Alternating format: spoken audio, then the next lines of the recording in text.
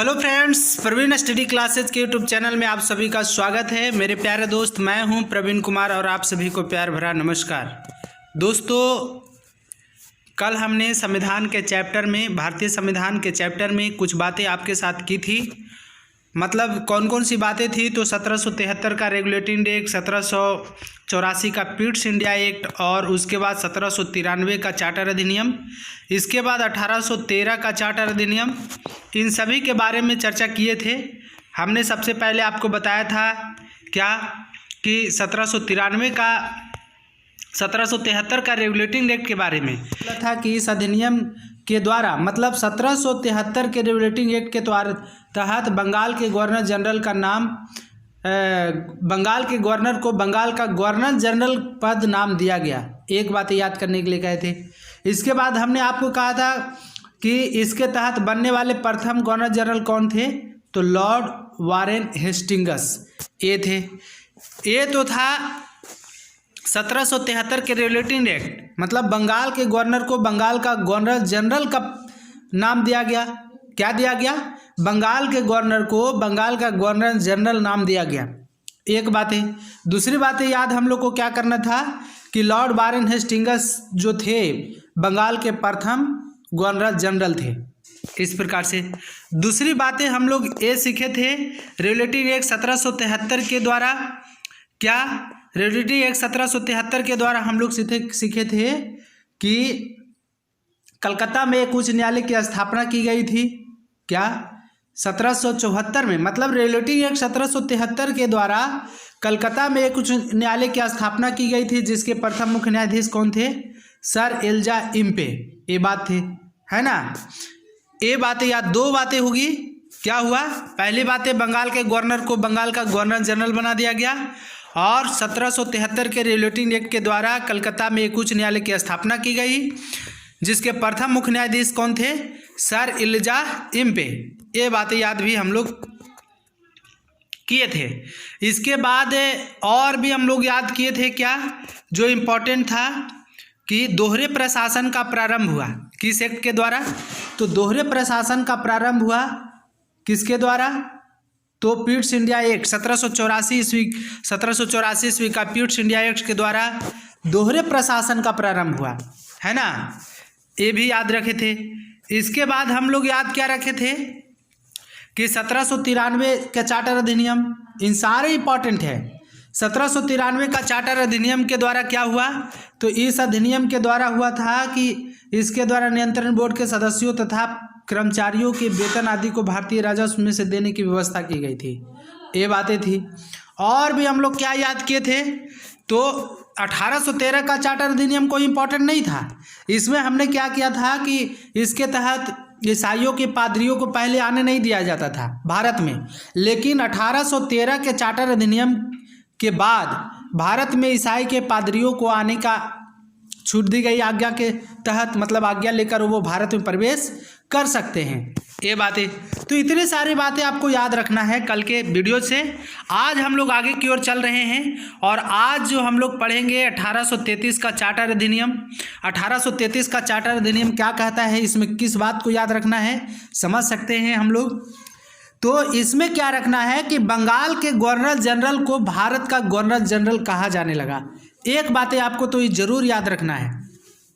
कौन सा important point है, क्या याद रखना है, इन सारी पर भी चर्चा होती है।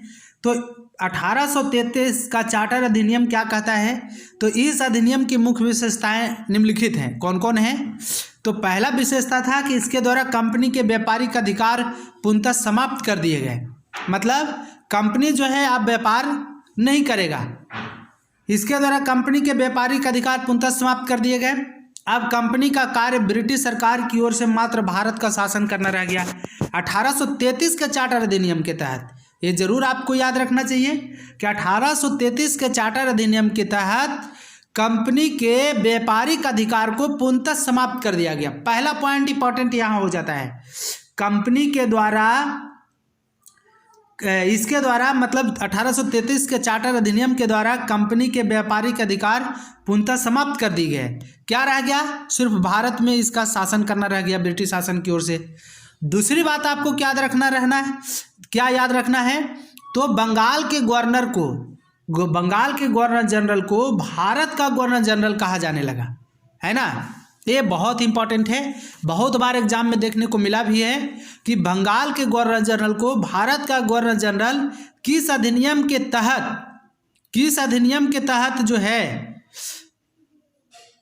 कहा जाने लगा। तो 1833 के चार्टर अधिनियम के तहत।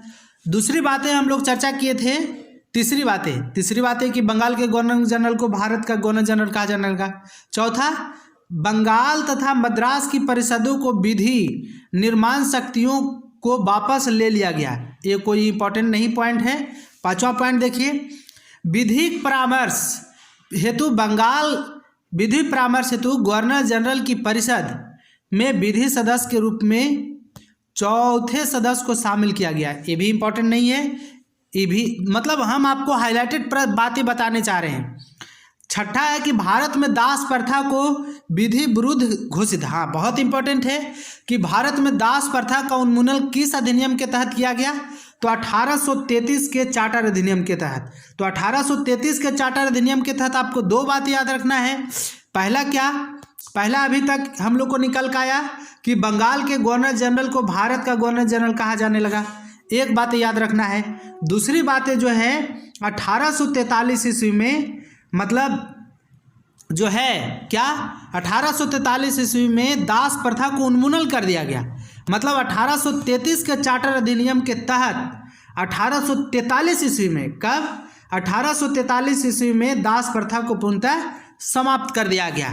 तो ये जरूर आप याद रखिए, है ना।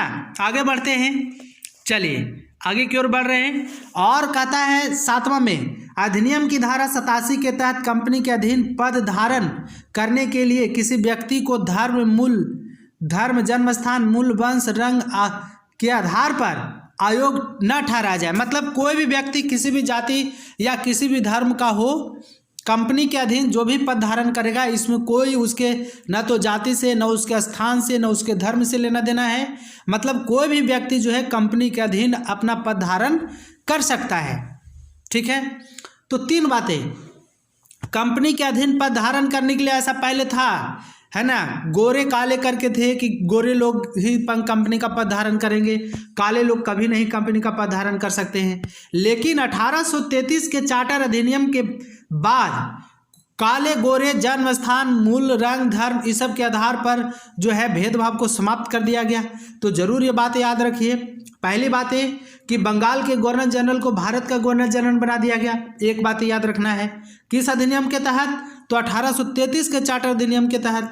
फिर आपको याद रखना है कि दास प्रथा का उन्मूलन कर दिया गया, किस अधिनियम के तहत? तो 1833 के चार्टर अधिनियम के तहत। और कितना ईस्वी में किया गया?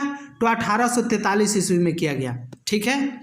इसके बाद क्या हम लोग को याद रखना है कि गोरे काले का भेदभाव जो समाप्त कर दिया गया 1833 के चार्टर अधिनियम के तहत, गोरे और काले के भेदभाव को समाप्त कर दिया गया। मतलब कंपनी में कोई भी व्यक्ति अब पद धारण कर सकता है ना।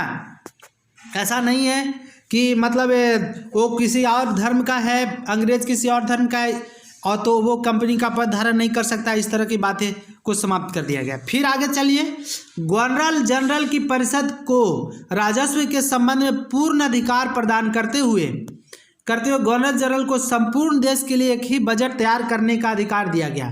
मतलब अब बजट जो तैयार होगा पूरे देश के लिए एक ही बजट तैयार होगा। तो ये भी उतना इंपॉर्टेंट नहीं है। आगे देखिए, भारतीय कानूनों का वर्गीकरण किया गया तथा इस कार्य के लिए विधि आयोग की नियुक्ति की व्यवस्था की गई। लॉर्ड मैकाले की अध्यक्षता में प्रथम विधि आयोग का गठन किया गया। हाँ, ये बातें याद है। 4 बातें आपको याद रखना है। पहला क्या? पहला याद रखना है कि 1833 के चार्टर अधिनियम के तहत बंगाल के गवर्नर जनरल को भारत का गवर्नर जनरल बना दिया गया। दूसरी बात आपको याद रखना है कि 1833 के चार्टर अधिनियम के तहत दास प्रथा का उन्मूलन किया गया। और कब समाप्त किया गया? तो 1843 ईस्वी में दास प्रथा को समाप्त किया गया। और तीसरी बात आपको क्या याद रखना है कि धर्म, जाति, लिंग के आधार पर, है ना, रंग, मूल, वंश के आधार पर कंपनी में पद धारण जो किया जाता था पहले उसको समाप्त कर दिया गया। मतलब अब कोई भी व्यक्ति जो है किसी भी जाति का हो, किसी भी धर्म का हो, है ना, कोई भी उसका रंग किसी भी प्रकार का रंग हो, कहीं भी जन्म हुआ है, वो कंपनी का पद धारण कर सकता है। 3 बातें। चौथी बातें आपको याद रखना है क्या, कि प्रथम विधि आयोग का गठन किया गया। चौथी बात याद रखना आपको कि प्रथम विधि आयोग का गठन किया गया। तो किस अधिनियम के तहत, तो 1833 के चार्टर अधिनियम के तहत। इतनी बातें आपको याद रखना है। चलिए आगे बढ़ते हैं। देखिए आप कन्फ्यूजन अपना दूर करते चलिए। आपको किसी भी प्रकार की कोई समस्या है तो आप जरूर बताइए। चलिए आप चलते हैं 1833 के बाद 1853 में चार्टर अधिनियम आया था। इस अधिनियम की क्या विशेषता थी, इससे हमको को क्या याद रखना है, इन सारी बातें पर चर्चा होगी। कहता है कि इस अधिनियम की मुख्य विशेषताएं थी, क्या थी, तो जो समझिए। इस अधिनियम के द्वारा सेवाओं में नामजदगी का सिद्धांत समाप्त कर कंपनी के महत्वपूर्ण पदों को प्रतियोगिता परीक्षा के आधार पर भरने की व्यवस्था की गई। मतलब पहले जो थी हेरिडिटरी सिस्टम थी, वंशवाद सिस्टम था कि अंग्रेज के ही कोई व्यक्ति कंपनी का अधिकारी हो सकता है, कंपनी का उत्तराधिकारी हो सकता है। लेकिन बहुत ही और सबसे खास इम्पोर्टेंट बात यह है कि 1853 ईस्वी के चार्टर अधिनियम के तहत जो है अब जो जितने भी पद भरे जाएंगे कंपनी में, है ना, ईस्ट इंडिया कंपनी में, ये समझिए, मतलब अंग्रेज भारत में पहली बार कंपनी लगाया था ना, उस कंपनी में कोई भी पदाधिकारी का पद जो है अब हेरिडिटरी नहीं रहेगी, वंशवाद के आधार पर नहीं भरा जाएगा, नामजद के आधार पर नहीं भरा जाएगा। अब जो है पहली बार प्रतियोगिता परीक्षा का आयोजन करके कंपनी के किसी भी पद पर किसी व्यक्ति को आसीन किया जाएगा। तो सबसे इम्पोर्टेंट बात कि पहली बार प्रतियोगिता परीक्षा का आयोजन किस अधिनियम के तहत किया गया, तो आपको याद रखना है कि 1853 के अधिनियम के तहत पहली बार प्रतियोगिता परीक्षा का आयोजन किया गया।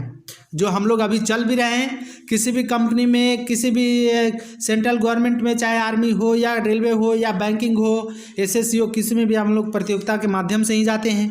अब ऐसी है क्या? नहीं। तो इस प्रथा को पूर्णतः समाप्त कर दिया गया। तो याद अब जरूर रखिए कि प्रतियोगिता परीक्षा का आयोजन किस अधिनियम के तहत किया गया, तो 1853 के अधिनियम के तहत। ये दोनों बातें, 4 बातें उसमें याद रखना है, 1 बात इसमें याद रखना है। चलिए आगे बढ़ते हैं।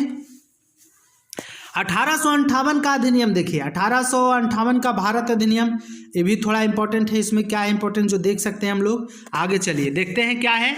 कहता है कि इस अधिनियम की विशेषताएं हैं। क्या है विशेषता भाई? तो भारत का शासन कंपनी से लेकर ब्रिटिश क्राउन के हाथों में सौंपा गया। भारत का शासन जो है कंपनी से लेकर के, पहले भारत पर मतलब अंग्रेज लोग यहाँ आया था घूमने फिरने के उद्देश्य से, यहाँ के मसालों को व्यापार करके ले जाता था और मसाला बहुत स्वादिष्ट हुआ करता था, सोना चांदी यहाँ छोड़कर जाता था, तो इससे जो खाने बनते थे वो बहुत ही टेस्टी होता था। तो मसालों का व्यापार करने आया था, लेकिन धीरे धीरे अपना पैर पसारते गया, है ना, और यहाँ पर अपना अधिकार जमा लिया। तो वही कहता है कि भारत का शासन कंपनी से लेकर ब्रिटिश क्राउन के हाथों में सौंपा गया। मतलब अब ऐसा नहीं है कि कंपनी ही शासन करेगा इंडिया में, नहीं, ब्रिटिश क्राउन जो होंगे वही शासन करेंगे। भारत में मंत्री पद की व्यवस्था की गई। 15 सदस्यों की भारत परिषद का सृजन हुआ, 8 ब्रिटिश सरकार के द्वारा और 7 सदस्य कंपनी के निदेशक मंडल द्वारा, है ना। आगे बढ़िए। ये सारे कोई इंपॉर्टेंट बातें नहीं है, जो इंपॉर्टेंट बात होगी आपको हम जरूर दोहराएंगे। भारतीय मामलों पर ब्रिटिश संसद का सीधा नियंत्रण स्थापित किया गया। मुगल सम्राट के पद को समाप्त कर दिया गया। देखिए इंपॉर्टेंट बात है, 5वां बहुत ही इंपॉर्टेंट बात है कि मुगल सम्राट के पद को, पहले यहाँ पर मुगल सम्राट, देखिए आखिर मुस्लिम समुदाय के लोग अंग्रेजों के खिलाफ क्यों हुए? क्योंकि भारत पर पहले मुस्लिम लोग का ही अधिकार था, लेकिन जैसे जैसे मुस्लिम लोग को इस अंग्रेज जो है उसको अधिकार को समाप्त करके और अपना अधिकार जमाने लगे, यही तो मूल कारण है कि मुस्लिम भी अंग्रेजों के खिलाफ हो गए। और भारत की आज़ादी में अंग्रेजों के खिलाफ लड़ने के लिए भारत की तरफ से मुस्लिम लोग आगे बढ़ चढ़कर हिस्सा लिए। ये बहुत ही इंपॉर्टेंट कारण था। तो मुगल सम्राट हुआ करते थे, मुगल सम्राट बाहों में आजा सनम, आप याद ही जानते होंगे, मुगल सम्राट के अधीन आता था लोग।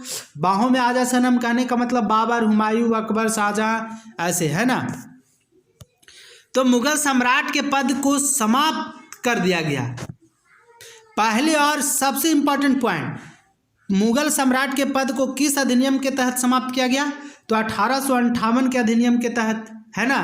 आगे देखिए, आगे क्या है, कहता है इस अधिनियम के द्वारा बोर्ड ऑफ डायरेक्टर्स तथा बोर्ड ऑफ कंट्रोलर को समाप्त कर दिया गया। भारत में शासन संचालन के लिए ब्रिटिश मंत्रिमंडल में एक सदस्य के रूप में भारत के राज सचिव की नियुक्ति की गई। वह अपने कार्यों के लिए ब्रिटिश संसद के प्रति उत्तरदायी होता था, है ना। आगे देखिए, आगे कहता है कि वह अपने कार्यों के लिए ब्रिटिश संसद के प्रति उत्तरदायी होता था, है ना। और क्या कहता है, भारत के प्रशासन पर इसका संपूर्ण नियंत्रण था। उसी का वाक अंतिम होता था, चाहे वह नीति के विषय में हो या अन्य ब्यूरो के विषय में। भारत के गवर्नर जनरल का नाम बदलकर भारत का गवर्नर जनरल का नाम बदलकर वायसराय कर दिया गया। दूसरी और इम्पोर्टेंट और सबसे खास बात है कि भारत के गवर्नर जनरल का नाम बदलकर वायसराय कर दिया गया। वायसराय कर दिया गया किस अधिनियम के तहत? तो 1858 के अधिनियम के तहत भारत के गवर्नर जनरल को क्या बदल कर नाम कर दिया गया? वायसराय। तो इस प्रकार से जो है, अतः इस समय के गवर्नर जनरल कौन थे? तो लॉर्ड कैनिंग थे 1856 से 62। लॉर्ड डलहौजी के बाद वही गवर्नर जनरल हुए थे। तो 1856 से 62 भारत के गवर्नर जनरल थे। कौन? Lord Canning. 1856 से कितना ईस्वी? 62 ईस्वी में भारत के गवर्नर जनरल थे। तो वही कहता है कि भारत के गवर्नर जनरल का नाम बदलकर वायसराय कर दिया गया। अतः इस समय के गवर्नर जनरल कौन थे? तो लॉर्ड कैनिंग अंतिम गवर्नर जनरल एवं प्रथम वायसराय हुए। तो भारत के प्रथम वायसराय कौन थे? तो लॉर्ड कैनिंग। क्यों हुए? तो समझ ही गए होंगे आप, लॉर्ड कैनिंग क्यों हुए? तो गवर्नर जनरल के, भारत के गवर्नर जनरल का नाम बदलकर वायसराय कर दिया गया, है ना। क्या कर दिया गया? भारत के गवर्नर जनरल का नाम बदलकर वायसराय कर दिया गया। इस तरह से भारत के प्रथम वायसराय कौन हुए? तो लॉर्ड कैनिंग। बहुत इंपॉर्टेंट बात है, भारत के प्रथम वायसराय कौन हुए? Lord Canning. भारत के अंतिम गवर्नर जनरल कौन हुए? तो लॉर्ड कैनिंग।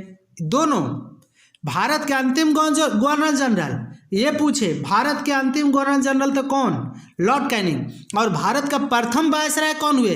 तो भी लॉर्ड कैनिंग। ये दोनों बातें, मतलब जो अंतिम में गवर्नर जनरल थे उन्हीं को न वायसराय बनाया गया। तो इस तरह से 1858 के शासन अधिनियम, भारत शासन अधिनियम को याद रखना है। दो बातें ही याद रखना है आपको इंपॉर्टेंट रूप से। पहला कि मुगल सम्राट के पद को समाप्त कर दिया गया, है ना। मुगल सम्राट के पद को समाप्त कर दिया गया। दूसरी बात याद रखना है आपको कि भारत के गवर्नर जनरल का नाम बदलकर वायसराय कर दिया गया। इस तरह से भारत का अंतिम गवर्नर जनरल कौन हुआ? तो लॉर्ड कैनिंग हुआ। बहुत सारे विद्यार्थी इस बात को नहीं समझते होंगे, उनके अंदर कन्फ्यूजन बना रहता है, लेकिन आज ये कन्फ्यूजन आपके अंदर दूर हो गया कि भारत के प्रथम वायसराय कौन थे? तो लॉर्ड कैनिंग थे। कैसे थे ये आप नहीं समझ रहे होंगे, लेकिन आज के बाद समझ गए होंगे, आप भूलेंगे भी नहीं। तो भारत के अंतिम governor general Lord Canning, Bharat के प्रथम वायसराय तो लॉर्ड कैनिंग। दोनों प्रश्न का जवाब आपको। चलिए, तो हम लोग आज क्या देखे? 1833 के चार्टर अधिनियम, और दूसरी देखे 1858 का चार्टर अधिनियम। दोनों बातें इंपॉर्टेंट है। चलिए आगे बढ़ते हैं। गवर्नर जनरल की कार्यकारिणी परिषद का विस्तार किया गया, विभागीय प्रणाली प्रारंभ हुआ, है ना, लॉर्ड कैनिंग के द्वारा। चूंकि भारत का प्रथम वायसराय कौन थे? Lord Canning. गवर्नर जनरल को पहली बार अध्यादेश जारी करने की शक्ति प्रदान की गई।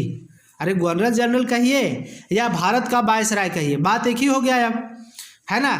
इससे पहली बार अध्यादेश जारी किस अधिनियम के तहत किया गया? तो 1861 के अधिनियम के तहत। अध्यादेश क्या होता है हम आगे आपसे चर्चा करेंगे।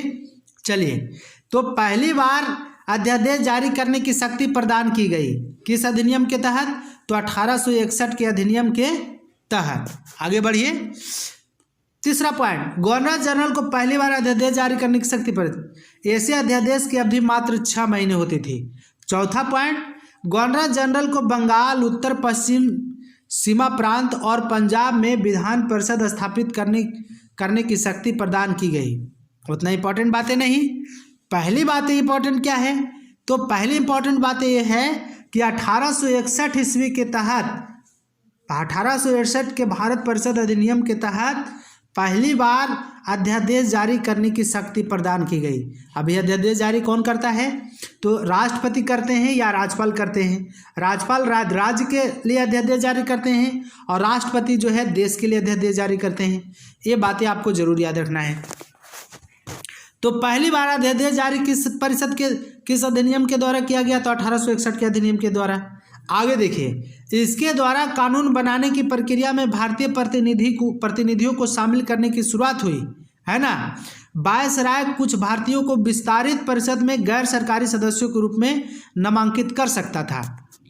क्या कहा, वायसराय जो है कुछ भारतीयों को विस्तारित परिषद में गैर सरकारी सदस्यों के रूप में नामांकित कर सकता है। समझ गए। तो 1862 में लॉर्ड कैनिंग ने 3 भारतीयों, बनारस के राजा, पटियाला के महाराजा और सर दिनकर राव को विधान परिषद में मनोनीत किया गया। ये बात तो एक ही बात आपको 1861 के अधिनियम से याद रखना है।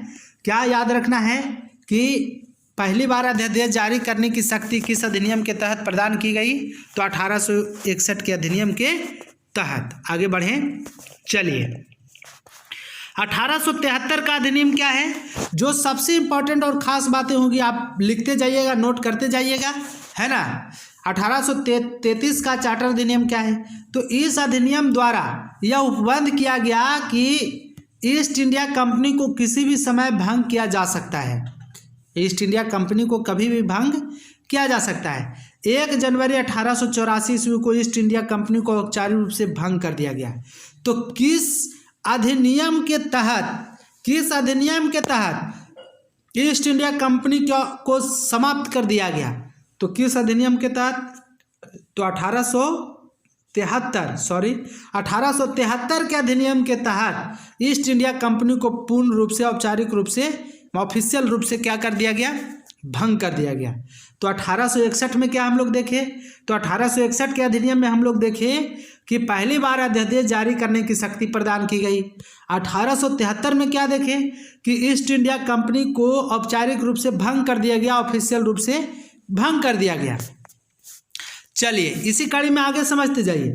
शाही उपाधि अधिनियम 1876 ईस्वी, ये क्या है, इस अधिनियम के द्वारा गवर्नर जनरल की केंद्रीय कार्यकारिणी में 6ठे सदस्य की नियुक्ति कर उसे लोक निर्माण विभाग का कार्य सौंपा गया।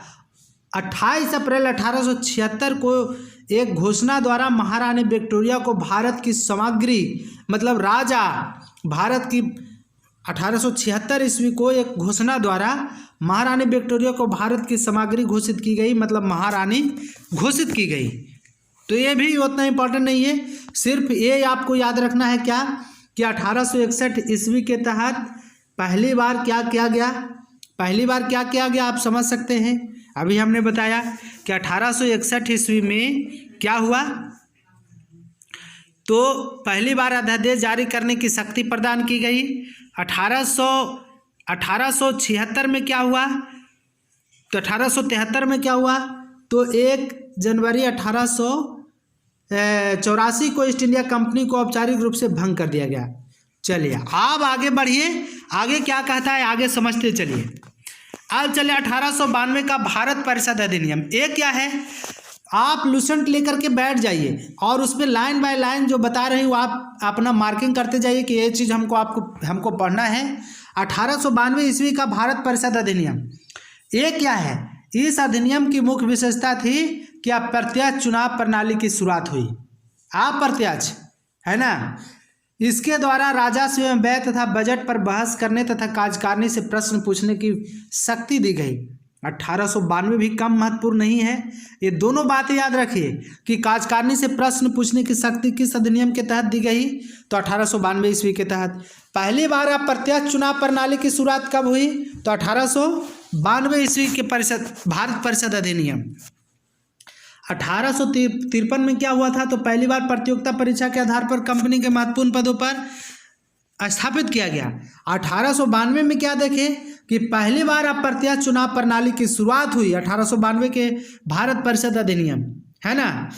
अब आगे चलिए, और महत्वपूर्ण जो है इसके द्वारा राजस्व व्यय एवं व्यय अथवा बजट पर बहस करने एवं कार्यकारिणी से प्रश्न पूछने की शक्ति दी गई। ये इतना। चलिए, सबसे इम्पोर्टेंट और ख़ास बातें क्या है, तो 1909 का भारत परिषद अधिनियम, मार्ले मिंटो सुधार के नाम से इसे जाना जाता है। मार्ले मिंटो सुधार, मार्ले मिंटो है क्या, ये समझ सकते हैं आप पहले। तो इसमें दो व्यक्तियों का नाम जुड़ा हुआ है, एक थे मार्ले और दूसरा थे मिंटो। ये दोनों को जोड़ करके मार्ले मिंटो नाम दिया गया। क्या नाम दिया गया, तो मार्ले मिंटो दिया गया। मार्ले मिंटो समझ रहे हैं, तो लॉर्ड कैनिंग, मार्ले मिंटो क्या था, तो लॉर्ड मैकाले इंग्लैंड में भारत का राज्य सचिव हुआ करते थे। क्या थे, लॉर्ड मैकाले जो थे इंग्लैंड में भारत का राज्य सचिव हुआ करते थे, तो उनके पहले नाम रखा गया। दूसरे नाम मिंटो कौन थे, तो मिंटो थे लॉर्ड मिंटो, भारत के वायसराय थे, भारत के वायसराय थे। और भारत के वायसराय, तो भारत के वायसराय और भारत के सचिव, क्या, भारत के राज्य सचिव। भारत के राज्य सचिव कहाँ हुआ करते थे, तो इंग्लैंड में। मतलब यहाँ से जितने भी पैसे जाते थे, जितने भी सामान जाते थे, उन सारे का देखभाल किसके नाम से होता था, तो भारत के राज्य सचिव के नाम से। तो भारत के राज्य सचिव का नाम था उस समय मार्ले, लॉर्ड मार्ले, और भारत के वायसराय का क्या नाम था, तो लॉर्ड मिंटो। तो इन्हीं के नाम पर मार्ले मिंटो सुधार नाम दिया गया। ये मार्ले मिंटो सुधार क्या है, तो ये चाहते थे कि भारत में अब जो है स्वतंत्र रूप से वहाँ का शासन सौंप देना चाहिए, मतलब भारतीयों को हाथों में दे देना चाहिए। अब हम लोग को इसका शासन नहीं करनी चाहिए और आज़ाद कर देनी चाहिए। तो 1909 ईस्वी में ही मार्ले मिंटो सुधार आया। तो मार्ले मिंटो आप समझ गए, दो व्यक्तियों का नाम है। लॉर्ड मार्ले क्या थे, भारत का सचिव थे, और मिंटो क्या थे, तो भारत के वायसराय थे, है ना। इन दोनों के नाम पर मार्ले मिंटो सुधार आया। कब आया, तो 1909 ईस्वी में। पहली बार मुस्लिम समुदाय के लिए पृथक प्रतिनिधित्व का उपबंध किया गया। बहुत ही इंपॉर्टेंट बात है कि पहली बार मुस्लिम समुदाय के लिए पृथक प्रतिनिधित्व का उपबंध किया गया कि मुस्लिम समुदाय के लोगों का प्रतिनिधित्व कौन करेंगे, तो मुस्लिम ही करेंगे। उनकी समस्या को, उनके आचार व्यवहार, उनके क्रियाकलाप को समझ सकता है तो कौन समझ सकता है, तो मुस्लिम ही समझ सकता है। तो इन सारी बातों को लेकर के पहली बार मुस्लिम समुदाय के लिए पृथक प्रतिनिधित्व का उपबंध किया गया कि अब जो है उसका प्रतिनिधित्व कोई मुस्लिम व्यक्ति ही करेगा। इसके अंतर्गत मुस्लिम समुदाय का चुनाव मुस्लिम ही कर सकता है, मुस्लिम मतदाता ही कर सकता है। तो ये जान लीजिए, पहली बार मुस्लिम समुदाय के लिए पृथक प्रतिनिधित्व का उपबंध किस अधिनियम के तहत किया गया, तो 1909 के भारत परिषद अधिनियम के तहत, मतलब मार्ले मिंटो सुधार। इसको मार्ले मिंटो सुधार के नाम से भी जाना जाता है। और जब भी अपने प्रतिनिधित्व का चुनाव करेंगे मुस्लिम लोग, तो वो उसको मुस्लिम लोग ही वोट दे करके करेंगे। ऐसा नहीं है कि मुस्लिम के अलावा और भी कोई उनको वोट दे चुनाव करने में, नहीं, मुस्लिम ही वोट देगा, मुस्लिम ही उन्हें चुनेगा। तो पहली बार पृथक निर्वाचन पद्धति की शुरुआत किस अधिनियम के तहत हुआ, तो मार्ले मिंटो सुधार 1909 के तहत। ठीक है, आगे चलिए।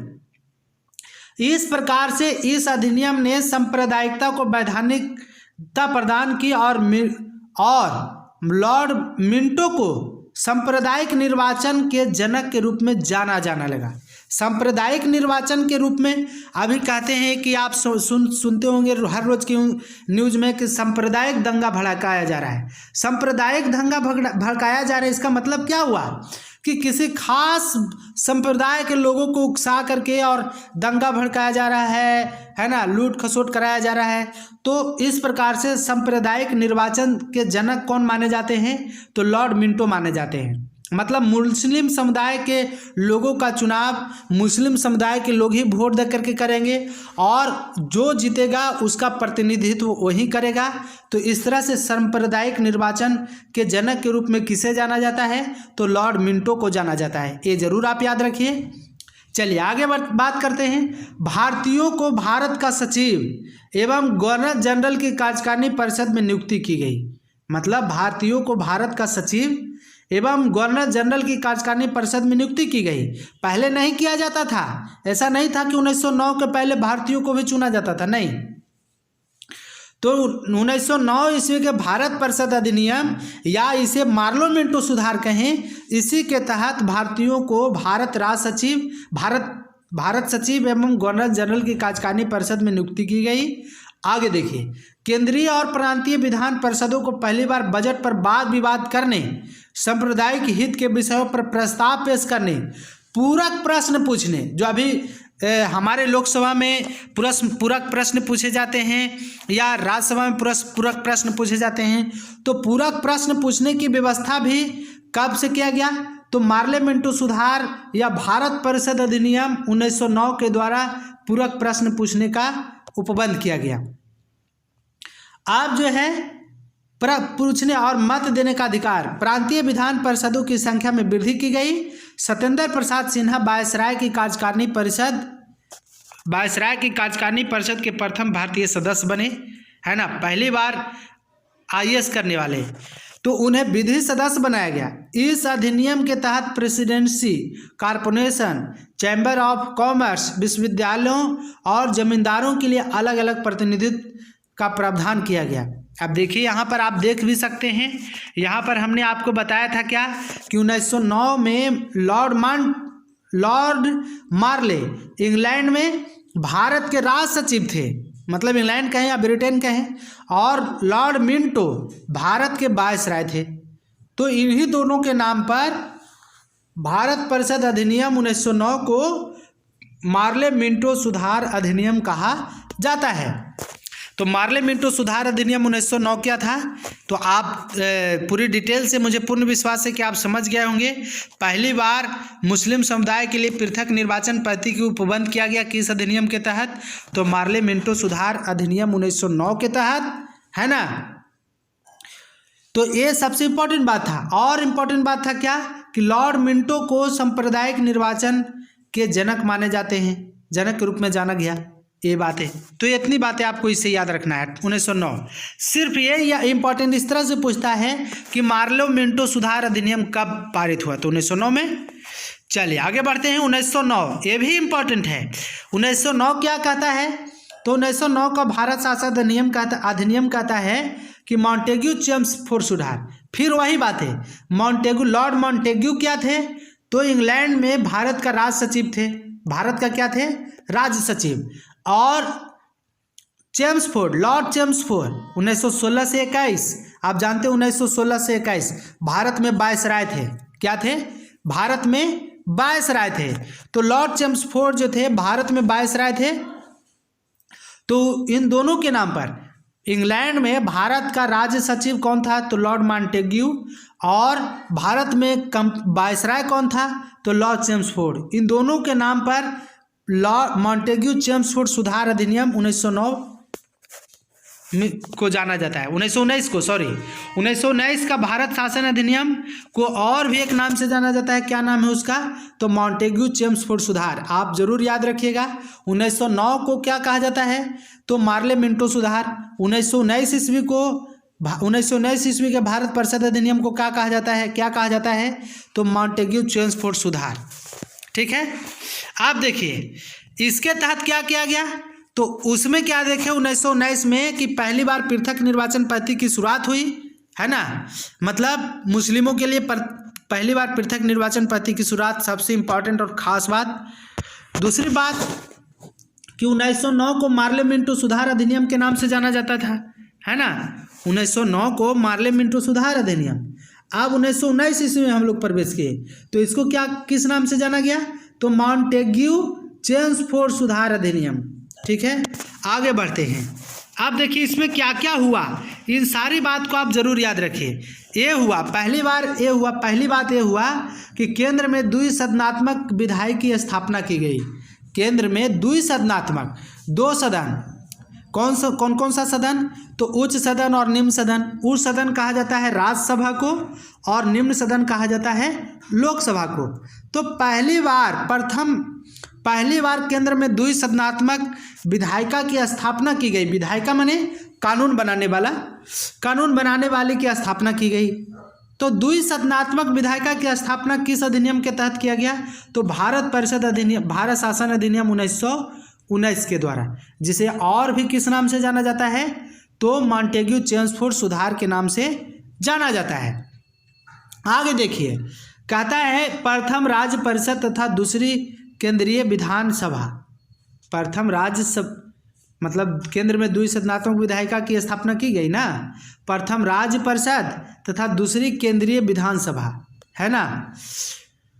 राज्य परिषद को ही बदल दिया गया है अब राज्यसभा में, और केंद्रीय विधानसभा को बदल गया लोकसभा में। राज्य परिषद के सदस्यों की संख्या 60 थी, और जिसमें 34 निर्वाचित होते थे और उनका कार्यकाल 5 वर्षों का होता था, है ना।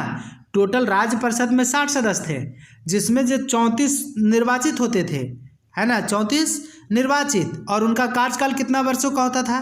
तो 5 वर्षों का होता था। केंद्रीय विधानसभा के सदस्यों की संख्या 144 थी, जिनमें 104 जो थे, 104 सदस्य निर्वाचित होते थे और 40 सदस्य मनोनीत होते थे, है ना। उसमें 34 निर्वाचित होते थे और 26 क्या होते थे? तो मनोनीत होते थे। इनका कार्यकाल 3 वर्षों का होता था, मतलब केंद्रीय विधान सभा जो था उनका कार्यकाल 3 वर्षों का होता था। कितने वर्षों का? 3 वर्षों का। और ये दोनों सदनों के अधिकार समान थे। इनमें सिर्फ एक अंतर था कि बजट पर स्वीकृति प्रदान करने का अधिकार निचले सदन को था। अभी भी वही बात है कि धन विधेयक को अपना मंजूरी कौन देता है? तो लोकसभा अध्यक्ष देता है, और धन विधेयक को लोकसभा में ही पहली बार पेश किया जाता है, और है ना। ये बातें हमने आपको पहले बाद में बताएंगे आने वाले समय में। चलिए, प्रांतों में द्वैध शासन प्रणाली का परिवर्तन किया गया। प्रांतों में द्वैध शासन के जनक कौन थे? तो लियोनस कार्टियस थे। ये जरूर आप याद रखिए। पहली बात आपको याद रखना है कि केंद्र में द्विसदनात्मक विधायिका की स्थापना किसके द्वारा की गई? तो 1919 का भारत शासन अधिनियम, ये पहला बात। दूसरी बात आपको याद रखना है कि प्रांतों में द्वैध शासन प्रणाली का प्रवर्तन किया गया। क्या किया गया? प्रांतों में द्वैध शासन व्यवस्था लाया गया। किस अधिनियम के तहत? तो 1919 ईस्वी के अधिनियम के तहत। और बातें याद रखना है। तीसरी बात है कि द्वैध शासन के जनक के रूप में किसे जाना जाता है? तो लियोनस कार्टिस, बहुत बार पूछा गया है। तो द्वैध शासन के जनक कौन है? द्वैध शासन कहने का मतलब, जैसे आपके घर में द्वैध शासन आप नहीं समझ रहे तो समझ लीजिए। द्वैध शासन जैसे आपके घर में ही 2 व्यक्ति हैं और शासन दोनों व्यक्ति के द्वारा किया जाता है, तो कहेंगे आप कि यहाँ पर द्वैध शासन नीति है ना। तो वही बात है कि द्वैध शासन करने का मतलब 2 व्यक्तियों के द्वारा शासन किया जाएगा, तो वही द्वैध शासन हुआ। तो लियोनस कार्टिस थे द्वैध शासन के जनक। कौन थे? लियोनस कार्टिस, है ना। इस योजना के अनुसार प्रांतीय विषयों को 2 वर्गों में विभाजित किया गया, आरक्षित एवं आरक्षित तथा हस्तांतरित एवं या आंतरिक इसको कहते हैं। तो चलिए, इतनी बातें आपको याद रखनी है। चलिए अब एक बार रिवीजन मार लेते हैं क्या क्या बातें आपको याद रखना है। तो हमने आपको बताया कि पहली बात याद रखना है कि 1773 के रेगुलेटिंग रेट को याद रखना है। तो 1773 का रेगुलेटिंग रेट क्या था? तो इसके तहत बंगाल के गवर्नर को बंगाल का गवर्नर जनरल नाम दिया गया। बंगाल के गवर्नर को बंगाल का गवर्नर जनरल नाम दिया गया। पहली बात है ये याद रखना है। इस तरह से प्रथम गवर्नर जनरल कौन थे? तो वारन हेस्टिंग्स थे। दूसरी बात है आपको क्या याद रखने के लिए कहा गया? तो 1773 के रेगुलेटिंग रेट के तहत कलकत्ता में एक उच्च न्यायालय की स्थापना की गई, जिसके प्रथम मुख्य न्यायाधीश कौन थे? Sir Elijah Impey. दूसरी बात है। तीसरी बात है आपको क्या याद रखने के लिए कहा गया? ये 1773 खत्म हो गया। 1773 जो है ये खत्म हो गया। अब इसमें कुछ बातें याद नहीं रखना है, 2 ही बातें याद रखना है। चलिए आगे याद क्या रखना है आपको? 1784 का पिट्स इंडिया एक्ट, ये क्या था? तो 1784 का पिट्स इंडिया एक्ट, इस एक्ट के द्वारा दोहरे प्रशासन का प्रारंभ हुआ। बोर्ड ऑफ डायरेक्टर मतलब व्यापारिक मामलों के लिए बोर्ड ऑफ डायरेक्टर की नियुक्ति की गई, और बोर्ड ऑफ कंट्रोलर राजनीतिक मामलों के लिए, है ना, ये बात है। तो पहली बार दोहरे प्रशासन का प्रारंभ हुआ 1784 में। तीसरी बात है आपको याद रखना है 1793 के चार्टर अधिनियम। 1793 का चार्टर अधिनियम क्या कहता है? तो 1793 का चार्टर अधिनियम कहता है, 1793 का चार्टर अधिनियम कि इसके द्वारा कर्मचारियों को, है ना, वेतन आदि कहाँ से दिया जाना प्रारंभ हुआ? तो भारतीय राजस्व से। पहली और अंतिम बात 1793 से, और कोई बातें आपको याद नहीं रखनी है। चलिए आगे बढ़ते हैं। 1813 का चार्टर अधिनियम में क्या हम लोग समझे? तो 1813 के चार्टर अधिनियम में भी एक ही बात याद रखना है। क्या? तो इसमें याद रखना है आपको कि ईसाइयों के पादरियों को इस अधिनियम के तहत भारत में आदेश लेकर आने दिया गया, है ना। पहले रोका गया था कि कोई भी ईसाई पादरी भारत में नहीं आएंगे। ईसाई पादरी क्या होता है? तो जो धर्म सम्मेलन करता है ना, जो उपदेश देता है।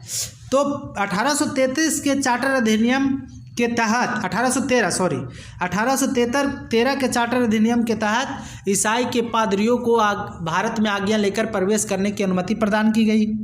चलिए ये बातें 1813 हो गया। अब हम लोग आए क्या 1833 में ही, बहुत ही इंपॉर्टेंट है और इससे कई प्रश्न बने। क्या बने? पहला प्रश्न बने कि ये इसके तहत पहली बार जो है बंगाल के गवर्नर जनरल को भारत का गवर्नर जनरल कहा गया। 1773 के रेगुलेटिंग एक्ट में हम लोग क्या देखें? 1773 के रेगुलेटिंग एक्ट में देखें कि बंगाल के गवर्नर को बंगाल का गवर्नर जनरल नाम दिया गया। बंगाल के गवर्नर को बंगाल का गवर्नर जनरल नाम दिया गया 1773 के रेगुलेटिंग एक्ट के तहत। और 1833 के चार्टर अधिनियम में क्या देखें हम लोग कि बंगाल के गवर्नर जनरल को भारत का गवर्नर जनरल कहा जाने लगा। ये बातें देखें। दूसरी बात है 1833 के चार्टर अधिनियम में क्या देखें? तो इसमें देखें कि दास प्रथा को उन्मूलन किया गया। और कब किया गया? तो 1843 ईस्वी में किया गया दास प्रथा का उन्मूलन। ये अंतिम बात थी, ये भी आपको याद रखना था। तीसरी बात है आपको हम क्या बोले थे इससे रखने के लिए याद? तो इसके तहत आपको याद रखना कि पहली बार विधि आयोग का गठन किया गया। और इस तरह से किसके कार्यकाल में? तो लॉर्ड मैकाले के कार्यकाल में विधि आयोग का। तो भी उतना इंपॉर्टेंट नहीं है। पहली बात आपको याद रखना है कि बंगाल के गवर्नर जनरल को भारत का गवर्नर जनरल कहा जाने लगा, पहली बात याद रखना है। दूसरी बात कि दास प्रथा का उन्मूलन किया गया। अब चलिए 1853 में क्या था? ये सबसे इम्पॉर्टेंट है और इसको तो हम लोग को भूलना ही नहीं चाहिए। क्यों? क्योंकि 1853 में पहली बार प्रतियोगिता परीक्षा की शुरुआत की गई। आप जो है कंपनी के किसी भी पद को प्रतियोगिता परीक्षा के आधार पर भरा जाने लगा था 1853 से, जो हम लोग कर रहे हैं। तो 1853 याद रखिएगा। 18 बरस से लेकर के, अरे 18 बरस में हम लोग प्रतियोगिता परीक्षा देने के लिए तैयार ही होते हैं। और 53 बार अटेम्प्ट कर लीजिए, है ना। या 53 बरस की आयु में बहुत सारे लोग रिटायरमेंट कर लेते हैं। तो ये इतना ऐसे कोडिंग करके आप याद रख सकते हैं कि 1853 में पहली बार प्रतियोगिता परीक्षा का आयोजन करके कंपनी में नियुक्ति की गई। चलिए आगे 1853 के बाद हमने आपको क्या कहा? तो 1858 में क्या याद रखना है? तो मुगल सम्राट के पद को समाप्त कर दिया गया। बहुत ही इंपॉर्टेंट बात है ना। मुगल सम्राट के पद को समाप्त किया गया किस अधिनियम के तहत? तो 1858 के भारत शासन अधिनियम के तहत। और बंगाल के गवर्नर जनरल का नाम बदलकर क्या किया गया? 1858 के भारत पर शासन अधिनियम में क्या किया गया? तो बंगाल के गवर्नर जनरल का नाम बदल करके वायसराय कर दिया गया। क्या कर दिया गया? तो वायसराय। 1858 में वायसराय कर दिया गया। ये बहुत ही इंपॉर्टेंट बातें हैं। मुगल सम्राट के पद को समाप्त किया गया और बंगाल के गवर्नर जनरल को क्या कर दिया गया? तो वायसराय बदल करके किया गया नाम, है ना। बंगाल के गवर्नर जनरल का नाम बदल करके भारत का वायसराय किया गया। इस तरह से बंगाल के अंतिम गवर्नर जनरल कौन थे? तो लॉर्ड कैनिंग। और भारत के प्रथम वायसराय कौन थे? तो भारत के प्रथम वायसराय थे लॉर्ड कैनिंग। दोनों बातें। अब आगे चलिए, आगे और क्या हम लोग देखें। 1861 में क्या याद रखने के लिए कहे हम लोग? तो 1861 ईस्वी में बहुत ज़्यादा कुछ इम्पोर्टेंट नहीं था, तो इसमें क्या हुआ, विभागीय प्रणाली प्रारंभ हुई। इसमें से कुछ आपको ज़्यादा याद नहीं रखना है। चलिए आगे याद रखना है 1873 का अधिनियम। इसके तहत ईस्ट इंडिया कंपनी को औपचारिक रूप से, ऑफिशियल रूप से भंग कर दिया गया। 1873 के चार्टर अधिनियम, 1873 ईस्वी का अधिनियम के तहत ईस्ट इंडिया कंपनी को औपचारिक रूप से समाप्त कर दिया गया। ये बात है। 1892 में क्या देखें तो पहली बार अप्रत्यक्ष चुनाव प्रणाली की शुरुआत हुई। 1892 में पहली बार अप्रत्यक्ष चुनाव प्रणाली की शुरुआत हुई। एक ही बात याद रखना है। और 1909 में पार्लियामेंट सुधार हुआ। पहली बार मुस्लिम के लिए पृथक निर्वाचन पद्धति की शुरुआत की गई। ये बात याद रखना था बस। मतलब 1909 को पार्लियामेंट सुधार अधिनियम के नाम से भी जाना जाता है। 1919 को किस नियम अधिनियम के नाम से जानते हैं तो इसको जानते हैं मॉन्टेग्यू चेम्सफोर्ड सुधार, है ना। इसमें क्या हुआ तो दोहरे प्रशासन का प्रारंभ हुआ। मतलब केंद्र में द्विसत्तात्मक विधायिका की स्थापना की गई, है ना, ये याद रखना है। और प्रांतों में द्वैध शासन के प्रवर्तक के रूप में किसे जाना जाता है तो लियोनस कार्टिस को। इतनी बात आपको याद रखना है। तो चलिए मेरे प्यारे दोस्त, मुझे पूर्ण उम्मीद है कि अभी तक आपने इतनी बातों को समझा होगा। चलिए आगे बात करेंगे, आपको धीरे धीरे समझाते रहने का मेरा प्रयास है, आप समझते जाइए। चलिए तो आज के लिए इतना ही। तब तक के लिए आप सभी को एक बार फिर से प्यार भरा नमस्कार, धन्यवाद।